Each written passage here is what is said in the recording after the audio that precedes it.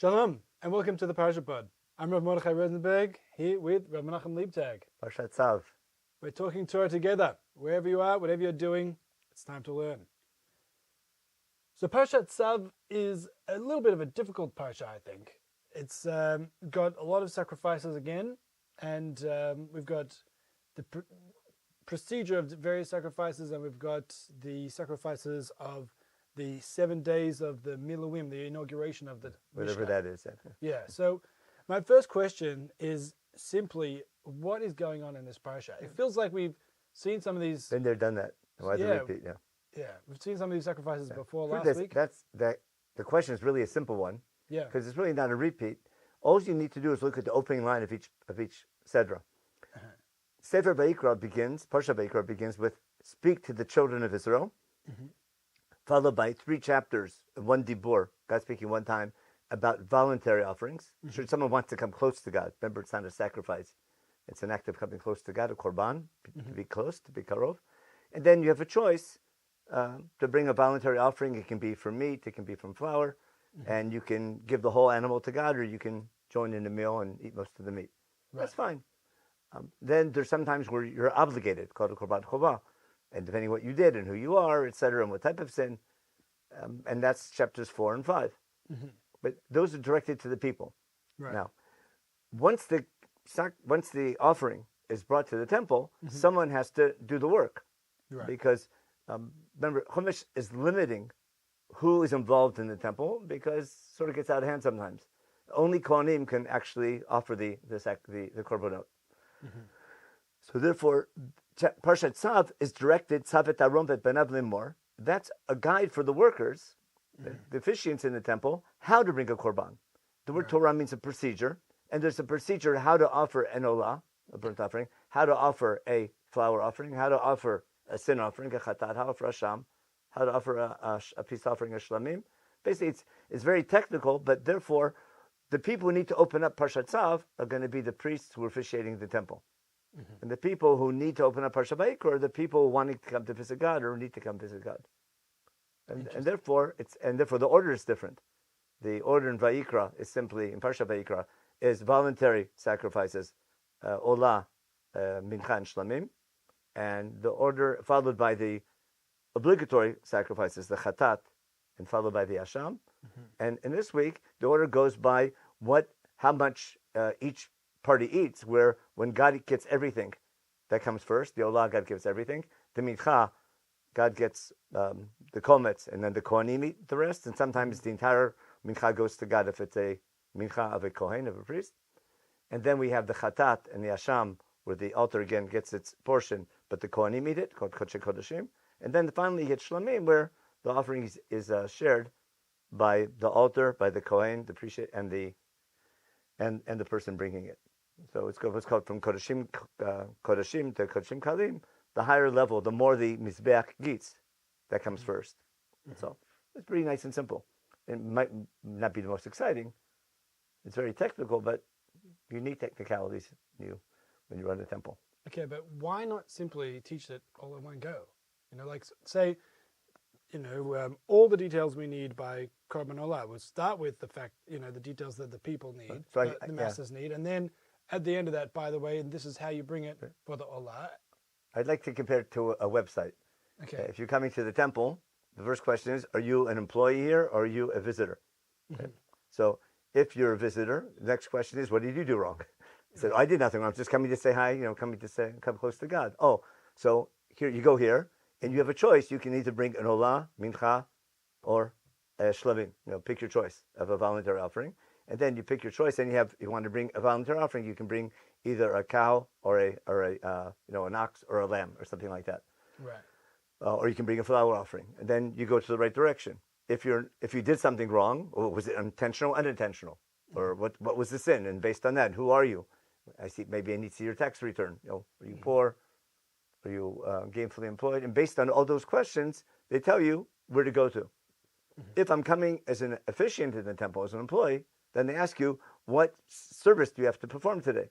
So if I have to bring a korban mincha today, so here's the procedure for bringing a mincha. So it's basically generated by the person coming to the temple. Therefore, the order makes sense. Right. But then why do the masses need to know the details about what the Kohanim are doing? That's the first Ramban. It's called Torah Kohanim. Go on. I think the first Ramban talks about that. That's why Devarim are laws that need to repeat it all the time because for the people. The laws in Vayikra really aren't. It's something you don't need to know by heart all the time. It's for specific groups. Now we need to know what the people who are working for us, what they're doing. So it's always a question. How do you balance what's most important in Chumash or not? So we say every single verse is just as important as another. On the other hand, at a practical level, the laws that require shinun, for example, the laws that require constant repetition, are laws in Sefer Devarim. But the laws for Kohanim are more specific. Don't need constant repetition, like what's called Mishnah Torah. Very interesting. Okay. And do you see one of the interesting things here is the word Torah itself? Zot Torah ha'olah. What does that mean? Yeah, so that's also confusing because the word Torah in our jargon means like everything. Right. In fact, the joke in yeshiva is if you're learning Chumash during morning Seder, that's Pito Torah. Right. Because Torah is like learning Talmud and learning morning Seder. But no, seriously, the word Torah in Chumash doesn't mean what we call the Torah. Right. In our jargon, we use the word Torah as an all-encompassing word for everything that we study, being Jewish. Yeah. Actually, the word probably before halakha. That's another question why we call halakha, which really means to walk. Why is Jewish called halakha? I think we talked about that once. That because God's opening commandment to Avram in the covenant of circumcision covenant, right. Our covenant with God is based on we have to walk with God, along with God, and be perfect and try to perfect. So litalech, Avram's first command, lech lecha, because we're always in movement, but Jewish life is walking with God. Right. So when you ask a rabbi, how do I walk with God, basically, when you're asking a question, what to do in a certain situation, and the rabbi gives you an answer, in general, he's telling you how to walk with God. Now, the word that Chumash uses for a set of instructions, usually a procedural set of instructions, comes up more than any other book in Sefer Vayikra. Begins here in Parasha Tzav. Later we have Zot Torah Tzarat, we'll have Zot Torah Yoledet. They'll all be procedural laws about how to perform a certain procedure in the temple. That's a Torah. In Sefer Bamidbar, we have Zot Torah Knoot for the laws when a sota comes. What the Kohen has to do in the sota. Zot Torah Nazir. What's the procedure for a Nazirite? What sacrifices he has to bring and what he offers and how he offers it. But they're all procedural. Also, Chukata Torah, we read Parsha Parah, there's a procedure of how to make those ashes. That's Torah. Then there's a procedure of how to do the sprinkling, what's called the red heifer. Therefore, Zot Torah, this is the procedure. It's called Torah Hazayah. Here's the procedure of sprinkling this mixture of water and ashes. But up until Sefer Devarim, it's in Chumash, the word Torah exclusively refers to a specific set of procedural law, usually temple-related. In the book of Devarim, all of a sudden, where we get a whole set of laws that were given to Moshe Rabbeinu together with the Ten Commandments at Har Sinai about how to become a nation serving God. So in a beautiful way, that phrase which we quote all the time, V'zot ha'Torah asher sam Moshe, is referring to a set of laws that Moshe received from God together with the Ten Commandments. And which Moshe says over in his speech in chapters 5 through 26 in Sefer Devarim, which is introduced as Zot HaTorah. This is the Torah that Moshe taught Bnei Yisrael, which he received from God together with the Ten Commandments.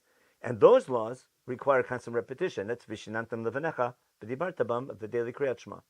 So the laws in Sefer Devarim are a set of laws about day-to-day life, primarily our national behavior, but in a beautiful manner, because the covenant we made at Har Sinai was to be a nation representing God, to be a Mamlechet Kohanim V'goy Kadosh, to be a priestly nation, and a nation separated to serve God.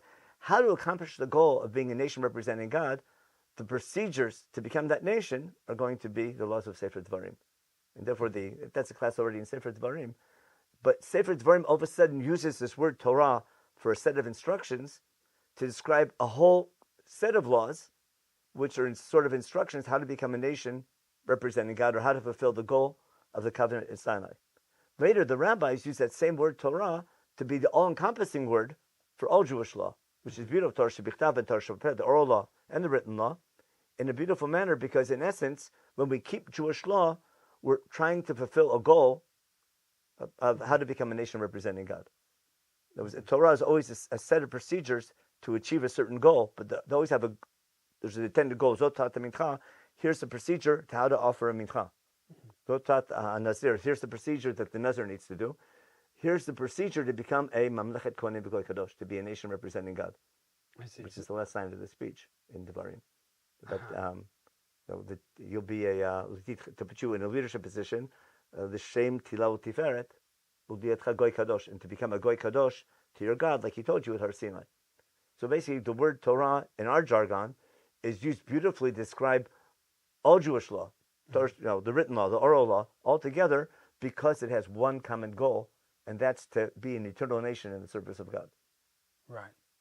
So we have three meanings that I've picked up from you of the word Torah. We've got meaning A, which is procedure, which is how it's used here in Parashat Tzav and several times in Vayikra. Then we've got the Devarim meaning, where Moshe says Zot HaTorah, but this is referring to the set of instructions which are about how to be a mamlechet kohanim. How to become a nation serving God, like your king and your judicial system and your how to go to war and who goes to war, and the Kohen, basically education, basically law setting up a nation. Right. And then we've got the Torah C, which is the way the rabbis use it to mean all of Judaism, basically, and which is, in essence, an expansion on that role of the way Moshe used it, how to be a priestly nation. Yeah. What's interesting, one of the first times, we have once in Breshit, where God tells Yitzchak that, remember, he's chosen not to go down to Egypt, but he says, Ekev esher shema Avram b'kolei, Avram listened to my voice, he obeyed me. Vayishmor mishmarti mitzvotai hu katav b'toratai. So the commentators have a heyday on what each word means, everyone. But the word Torah, there is one specific category of instructions. He watched God's mishmarti, Avram watched God's guard. He kept His commandments, His mitzvot, His chukim, and His Torah. How is it possible that Abraham kept any Torah in those days, given so that there was no specific mitzvah? So if you want to have fun, that's Breshit chapter 26, verse 5. The commentators on that verse, whoa, it's a masterpiece of commentary. Everyone goes a bit of a different direction, but you see the approaches beautifully. Pshat is, what was his Torah? So some people say anything God commanded him, or what Torah might be the 7 Noachide laws. So Rashi gives the famous approach: he kept Torah shebichtav and Torah shel peh. Right. And then all the people ask, how did Yaakov marry 2 wives, and all the famous questions. Right. But that's a class in commentary. But if you want to study that in detail, and it's interesting how all the different commentators use a different explanation for what the word Torah means. Interesting. But its meaning in Hebrew is a set of instructions. Speaking of Passover coming up, so the next time you have the word is when we come out of Egypt, and the end of chapter 12 in Sefer Shemot, Zot Chukat HaPasach. Remember? Right. There's the laws about Pesach, and you have to have circumcision beforehand, and then should a person want to convert? Remember? If you want to bring Pesach, you have to have circumcision, you have to convert. And then after conversion, you become a ger, what's called. And therefore it says, Torah achat yalachem, b'lager gar b'tochachem. The same procedure of bringing a Pesach applies to a born Jew and to a convert. Now, why would I think it would be different procedure? Because a stranger, a convert, didn't go out of Egypt. So it says, should a stranger be living among you and wants to join in the Passover, first he has to do circumcision. The rabbis understand he has to convert, and then he can join in the Passover. But once he's joined, once he becomes a convert, so the Torah tells us the same law applies, Torah achat, the same procedure for bringing the Pesach applies to a convert and a born Jew, because once you're in the group, you're part of the group, and we don't differentiate, even though he never left Egypt. Right. Because I would think maybe you shouldn't. So that there's the first time you have the word in Sefer Shemot in a beautiful way. Then Moshe goes up to Har Sinai in chapter 24 in Shemot to get the mitzvah, the Torah, the mitzvah, the luchot, Torah, and the mitzvah. Again, that's most likely referring to laws in Sefer Devarim, but that's really complicated. That requires that. So when you say that the word Torah at Har Sinai in chapter 24 in verse 12, God tells Moshe, "Come on up. I'm going to give you the luchot, right? And the Torah and the mitzvah." So it's the Torah, the set of instructions on how to build the Mishkan, which follows. Is it the entire Torah? Torah shebichtav, Torah shel peh, No, the Chazal, the Midrash will go in that direction. Right. Is it? Well, I mean, as you is said, referring to laws in Dvarim, right, which I think is shot, but that's. But right. it's a very cryptic word in right. Chumash. But it's used most often in Parashat Tzav the first time. And you have a beautiful summary in the end of chapter 7. V'zot Torah lo'ola lamincha v'lachata v'lamiluim v'zevach hashlamim. We have a beautiful summary of each of the sections in this week's Parasha. Right. So it's funny that like there's multiple meanings of the word Torah, given that I suppose even colloquially we do mean two different things when we say the word Torah. We either refer to the Chamisha Chumshei Torah, the 5 books of Moses. But when morning stage you're studying Torah, like Birchas Torah, we quote a pasuk from Chumash, a Mishnah, a Braita, little Talmud. Yeah. It's all encompassing. Yeah, exactly. So we still have multiple uses of this term. And there's a Torah in making cholent, if you know your yeshiva jargon, which is a procedure. Right. I see. Okay. All right. So the next bit of the Parasha is the story about the 7 days of the Miluim. That there was a whole bunch of korbanot that had to be brought in order to inaugurate the Mishkan. We're just getting the Mishkan going. It's just been built, and we need to start it off. Can you just explain to us what is going on here? First of all, it's a repeat. Yeah. If you really want to follow Chumash in depth, the commandment to build the Mishkan is in Truma Tzav and half of Kitisa. Remember, chapters 25 to 31 is commandment to build it. Vakadou, chapters 35 through 40 is how they build it. And almost everything in Truma Tzav is repeated in Vakadou, except for the ceremony. Because in Parasha, in chapter 29 in Sefer Shmot, it says, after we have the priestly garments, then we're told, even though you make these priestly garments, wearing them is not going to make them Kohanim. Just putting on the uniform doesn't make you a priest, but rather you have to go through an inaugural ceremony. It's a 7-day inaugural ceremony to turn them, these regular people, into so-called Kohanim. It's an inaugural ceremony that makes them Kohanim. Once they finish that ceremony, they can begin to officiate. Now, who officiated during those 7 days? So the rabbis say, Chumash says Moshe officiated. That was a temporary thing. There's a whole discussion in the Zvachim, I think, whether Moshe wore Bigdei Kuna. Someone has to officiate. But because the first time we bring offerings is during these 7 days. Right. But the Kohanim, they're not priests yet. So who's going to officiate? So Moshe Rabbeinu was a temporary Kohen who sort of only does it for those 7 days, and then only Aaron and his sons can do that. Right. And did he wear the priestly garments or not? That's a great discussion in the Talmud. But what's important for us is that. What do you think? Do you think Moshe wore the priestly garments? I think it's an argument, and it's interesting to discuss. But I have no idea. Okay. Which it's called learning Torah Lishma. It's a good discussion to have. Okay. Now, do you think there's something deeper behind that argument? I think it's more on a technical side. The question is, of course, what the uniform makes the person. The person does Moshe Rabbeinu's essence doesn't need the uniform because he's Moshe, or is uniform a technicality in general? When you wear a uniform, does that make you a soldier or a policeman? Right. So, but it's an interesting one. Usually, when I think of uniform, it reminds me of the debate, or the interplay between the kings, the Davidic kings versus the Yosef kings. Or they're like the idea that Shaul has a whole bunch of things about his cloak and his clothing, and Esther, who's also from the tribe of Benjamin, and put some big day machut. Exactly. Whereas David is. His kind of royalty shines out from within. He doesn't even need clothes. And that's why when he's with the Aaron, he's dancing not naked, but not wearing his royal garments. Right. And his wife from the house of Shaul, Michal, gets all angry because king shouldn't be down with the simple people. Right. But that's the question: was the uniform? When you wear a uniform, does that make you aware of your position, or do other people need to know that you're a soldier, or you're an officer? Then who needs the uniform? The person wearing it or the person looking at it, receiving his services? Of course, you need both. But I remember, I remember the first time I wore an army uniform. It made me feel certain type of responsibility.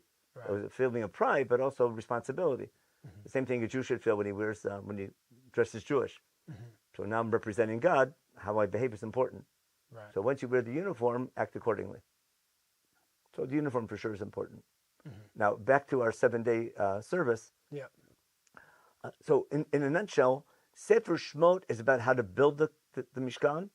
Vayikra is how to use it. Yeah. Now, how to build it, that was all the vessels, etc. We read in Sefer Shmot, all those technical details. How to use it is going to be what we call the korbanot, Right. the offerings. I'm trying not to say sacrifice, Right. but what we call sacrifices, the korbanot, which really means to come close to God. Now, it's a 7-day inaugural ceremony, which includes many offerings. We'll see them in a minute. Is that part of building it or part of using it? So the priestly garments is part of making it, okay? And becoming Kohanim is part of making it. On the other hand, using it is the bringing the offerings. So it's interesting how Chumash takes the laws of the inaugural ceremony in the commandment to make it, but when that service is actually performed and done, it's in Sefer Vayikra, which is how to use it. Right. So the command, as we kind of split up the command to build the Mishkan versus the actual building of it between Truma Tzav and Vayakal Pakudei. Okay, yeah. But using it goes to Vayikra. So this section of building it, which is the inaugural ceremony, the Kohanim, is part of building it, like the priestly garments and making them Kohanim, but it's also part of using it. So it's sort of split up. You know, the commandment itself is going to be Truma Tzav, but the actual doing it will be in Sefer Vayikra. Right. Which I think we'll see there's a better reason why it's here, because it leads to the 8th day. But when you look at... I kind of feel like there's a tension behind this point, like the kind of structuring of the Chumash and what goes where, almost like a... Like it makes sense? No, as in like... People usually think it doesn't make sense, but I think it does sometimes. Yeah. But it's almost like there's like I don't know, like a biblical criticism argument hiding in the shadows here that we're kind of trying to preempt. Yeah, it depends. When you read it like a history book or a technical book, then it's really...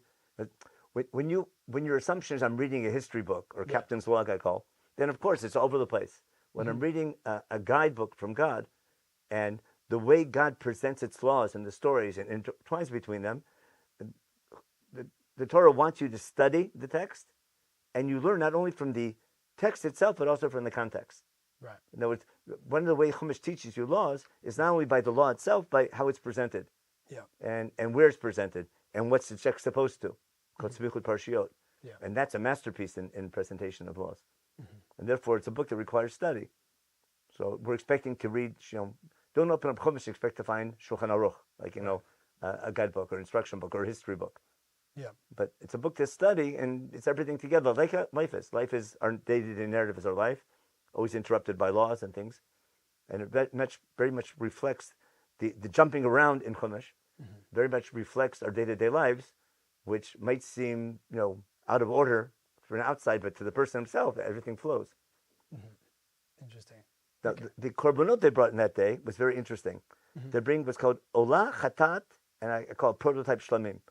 In other words, the word chatat, which we had last week, is sometimes confusing because people usually associate chatat with the sin. Right, but doesn't that mean a sin offering? So the word chatat, chitui, has a double meaning. It can mean a sin, like adam kiechta, that's doing something wrong. The chatati lelokim, no, it's like the word chatat is used in the context of sin when you've done something wrong, but in modern day Hebrew, like in basketball, when you miss a shot, it's called lachti. Now, you didn't do anything wrong, you try to do something right, but no good deed goes unpunished, as they say. You try to do something right, but you intentionally did something wrong. But lachti can mean to transgress, but lachate also means to clean or to purify. Like mechatat, the sprinkling water that purifies the person who was unclean, like that sprinkling water was called mechatat. It's like an Lechatet mizbech was to cleanse something. So to prepare to encounter God, you need, just like you have to go to a mikvah, right? You also have to cleanse yourself in front of God. Remember, we have what we say, machal lanu, kaper lanu.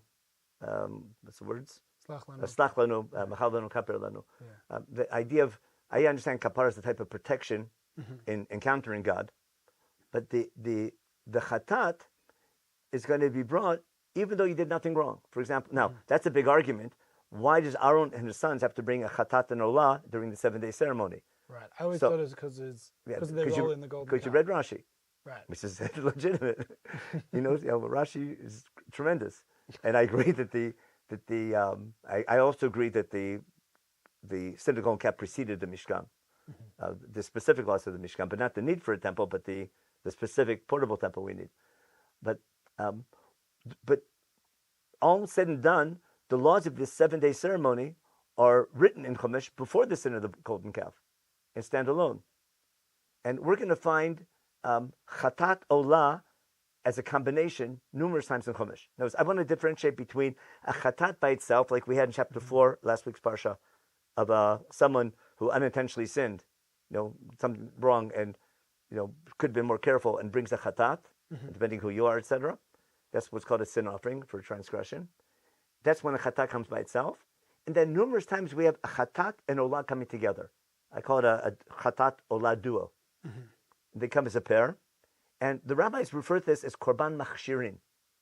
That sort of like the word kasher, cleanses you or prepares you, makes you clean, or makes you ready. So the classic example, yoledet. Right, a woman who gives birth. She did nothing wrong. It's the big mitzvah to have a child. Right. So in the midrash, they come up, with maybe she made a square. I won't do this again, whatever it might be. But again, that's in the word of midrash. In Chumash, she did nothing wrong. Right. She did a mitzvah. But after giving birth, after a certain amount of time, in order to re-enter the temple and to restart her relationship with God, she needs to bring a chatat olah. What I want to claim is, whenever there's a disruption in your service of God, due to whatever reason it might be, then to reinstate that disruption, to go back to my normal relationship with God, I need to do something symbolic that brings me back as a regular servant of God. And that's always to be a chatat olah. So the first time we have a chatat olah coming together, it's chatat olah and a shlamim, in the full sense, like the 70s in Miluim have a chatat olah and this prototype shlamim, which why I say a prototype, because on the 8th day, we find the same similar sacrifice happening on the day that the Mishkan becomes functional. That'll be next week's Parasha. Maybe we'll talk about it next week more in detail. But what makes the Kohanim, they bring this inaugural chatat olah combination together with the shlamim, and that makes them Kohanim. After those 7 days, on the 8th day, Aaron brings his chatat olah, and the children of Israel bring chatat olah shlamim, and that inaugurates them as a mamlechet Kohanim. So it's just like the Kohanim need to bring this inaugural set of sacrifices or offerings to become Kohanim, the nation of Israel needs a similar set of inaugural sacrifice to become God's people. And that's the famous things of Yom HaShmini, where the Shekhinah returns. And then again, we'll talk about this next week, I guess, or a couple weeks, because we have Yom Tov coming up. Then on Yom HaShmini, the nation of Israel brings a similar set of korbanot. Not that they're Kohanim officiating in the temple, they're mamlechet Kohanim serving God, which gets to our theme of, our whole relationship with God is we're coming as employees and not as consumers. Right. Now, also in Nazir. So in these 7 days of inauguration, the Yeshivat Yemei Miluim, Aaron and the Kohanim bring a chatat and an olah, but not a shlamim? No, and a shlamim. And a shlamim. It's a prototype shlamim, because a shlamim, the chazan and shok, go to the officiating Kohen, but they're only Moshe is officiating. So the chazan is waved, and Moshe gets the shok, and I don't want to get into the complicated parts. Okay, but exceptional. Yeah, but based on that prototype shlamim is the model for all future shlamim, which is exactly what it says in the end of Parasha, the end of chapter 7. So, but then on the 8th day they bring the chatat and olah without a shlamim. No. On the 8th day, they bring Aaron brings it's just a chatat olah, but the people of Israel bring a chatat olah shlamim, because Aaron offers it, but the nation of Israel on their behalf we present a chatat olah shlamim. And that makes them, and then the Mishkan becomes functional. So just like there's an inaugural ceremony for the Kohanim, there's an inaugural ceremony for the Jewish people. Right. And that's going to be repeated every year on Yom Kippur. But that's like, what's on Yom Kippur? That's why Yom Kippur is a yearly inaugural, we re-inaugurate ourselves every year on Yom Kippur. And therefore the chatat olah on Yom Kippur, remember, sir la chatat and ayol olah, remember, and we do that in Parasha, that'll be our yearly re-inauguration. I love that. Yeah. So that's why the best example during the 7 days of Miluim, the Mizbech needs kapara. The Mizbech did nothing wrong, but it needs to be prepared to encounter God. It's just like the Kohanim need this called kapara. This I see kapara as protection from encountering the divine. Right. Not you. Of course, you need that if you did something wrong. If you did something, if just the fact you're human, you are going to encounter God. Do something symbolic to show I don't deserve this encounter, but I want to do that encounter anyhow. And then that recognition, that humility, will be itself a protection. Yeah, I call it the built-in paradox, where man's not worthy, especially after this. We need God's attributes of mercy, because we're an Amkshe Oraf. We tend not to be so great. We don't deserve to be God's people, but we so much want to be God's people. He allows the covenant to continue. Right. In other words, we want to show God, we want to serve Him, and that's by coming close to Him, and that's symbolically represented by bringing this national offering to God. But to show God we're not worthy, we need protection for the encounter, which would be the Torah, will be the kapara idea. So the paradox I like to claim is that what makes us worthy of encountering God and serving God is a recognition that we're not worthy. Right. So that humility, the desire to be God's people, is what makes us worthy, even though we're not so worthy in our bottom line, in our behavior. But to show God, we want to be His people, but we recognize our sort of this lopsided relationship. So I need to do something to show God that I don't really think I'm worthy, but I want to do it anyhow. Right. So that's how I understand the deeper meaning of what's called Ashochin itam b'toch tumatam on Yom Kippur. He dwells with us even though we're tamei, and I need to do something symbolic called ktoret, laktir. It makes the smoke, the ktoret, etc. Kibanan notes, if you're going to encounter God, there needs to be a buffer. Like we had at Har Sinai, the same idea. But that's already that's a big theme all through Shemot and Vayikra. That's more in philosophy. But just for today's Parsha, the inaugural ceremony isn't just a one-time thing. It sets the stage for future inaugurations. And re-inaugurations. So at Tzarat, someone's cut out of society. He's leopard. He's cut off and doesn't want to talk to anybody. No one wants to talk to him. So he needs to be visited. But when the whole process is over and the Kohen visits him, he needs to bring a chatat olah to restart his relationship with God. Same thing, someone with a mission that's not normal, like a zav or a zava. So there's it's a type of a sickness or some type of illness, but you're sort of down, sort of depressed, out of things. I need to do something symbolic to re-enter that relationship. And a nazir is interesting. Is that because they are just estranged from the temple, or is it something more? I just think that sometimes you need a timeout. Right. And God's saying, you had a baby, time out. Take care of yourself, take care of your baby. Don't come running to God the second you have a baby. There's a time. We have a relationship, but sometimes you need time out in a relationship to make the time in better. Yeah. So and certain life situations, but just you need a time out. Same thing when you encounter death. You need a week off, and then you need a 7-day deal with death.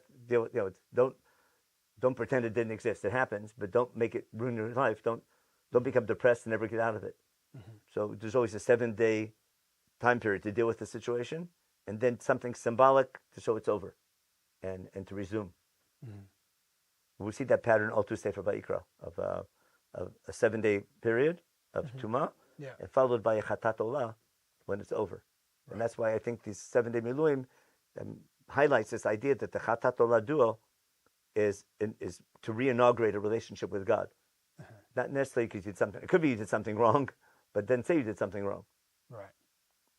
So, would it be correct to say that the Chatat Olah duo, as opposed to Chatat Olah Shlamim, the Chatat Olah is when you're re-inaugurating or re-establishing, whereas the Chatat Olah Shlamim is when you're doing it for the first time? No, like with the Kohanim and with Am Yisrael? I think, but Chatat Olah Shlamim is more more on the national level, or on the, actually that's true, because the Nazir brings the Chatat Olah Shlamim when if he messes up and becomes Tamei in the middle, he brings the Chatat Olah Asham. Okay. And then he starts over again. When he gets 30 days done straight and doesn't mess up, then he brings Chatat Olah Shlamim. Okay. Just like the Kohanim. But that's because the Nazir, he initiates the timeout.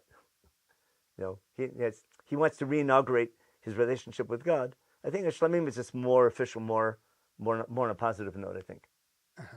So it makes it more official with the Shlamim. Yeah. I see. What's cool is we on Yom Kippur we bring a Chatat Olah, and the Shlamim we bring Dafka on Shavuot. The only time the Tzibur brings the Shlamim is on Shavuot. Again, that's a topic for Parshat Shmini. We'll save that for Shmini. But hold on, can you just explain that? Why do we bring a Chatat Olah on Yom Kippur? The first day the Mishkan will be working officially. After the 7 days of Milum are over, there's Yom HaShmini. From that day on, the Mishkan is functional. Now, the early days of Nisan. Yeah, that's right. We're right. Yeah, we're counting the days of the Nisim today. This week. So this inaugural sacrifice of the nation on Yom HaShmini is the Chatat Olah Shlamim, which is undone Rosh Chodesh Nisan.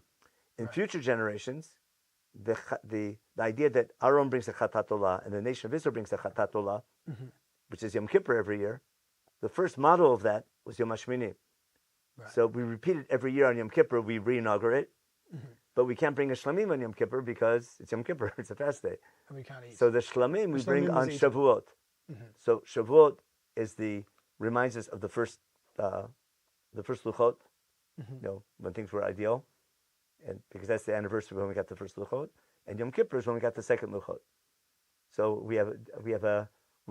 our inaugural ceremony from the Chatat Olah side is on Yom Kippur, and the Shlamim aspect of it is going to be done on Shavuot. And I'm not sure if that's the reason, but that works out really nice. Wow. So we split the kind of first Luchot and second Luchot between this Rosh Chodesh Nisan moment of our inauguration of us as Mamlechet Kohanim, Megoy Kadosh, the nation of priests. And we say, okay, so we'll do the Yom Kippur bit, the Chatat and Olah on Yom Kippur. Because God's attributes of mercy enabled this relationship to work. Right. And that's the best day to inaugurate. Right. And this idea of re-inaugurating ourselves as God's people, because at Har Sinai we brought Olot and Shlamim at Har Sinai when we said Nasa B'Nishma in Shemot chapter 24. And we do that on Shavuot, which happens to coincide with Zman Matan Torotenu. What do you mean by happens to coincide with? That's because it's not the exact day, because you can never have an exact date for Shavuot because of our calendar. You can't celebrate Shavuot. Shavuot comes out 50 days after you start bringing the Omer. But there's 2 Rosh Chodeshes in the middle, which depends on what time when we see them. So the Bible can't give an exact date for the holiday of Shavuot. Because the calendar you can't have a lunar date for that. Right. That's a class in Parasha Emor, Modim. But it's the same time of year, give or take a day or two. Right. So that's why we say davening Zman Matan Torotenu, not Yom Matan Torotenu. Wow. Well, thank you so much. I haven't enjoyed Parashat Tzav so much ever before, because I always thought it was a pretty tough one, but I feel like we've got some amazing ideas here. It's still pretty tedious, but but now we've got some good stuff to be thinking about. But the detail, there's always something there in that detail. Amazing. Thank you so much, Leibtag. Have a good week and good preparation. Pray for peace in our, I guess that's just the Middle East now, it's the whole globe. Bezrat Hashem, we'll have peace, and we'll be able to have just peace offerings. Yeah. All right, Shkoch, thank you very much. Thank you for joining us. Shabbat Shalom. Please like, subscribe, share, and feel free to donate or dedicate an episode. And wishing everybody a Shabbat Shalom.